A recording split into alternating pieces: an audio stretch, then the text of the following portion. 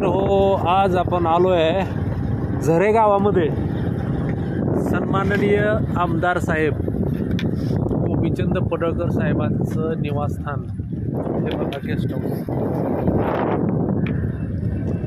या अशा दुर्गम भागामधून हा कणखर नेता उगम पावला. या अतिशय दुर्गम भागामध्ये असं नेतृत्व, वक्तृत्व आणि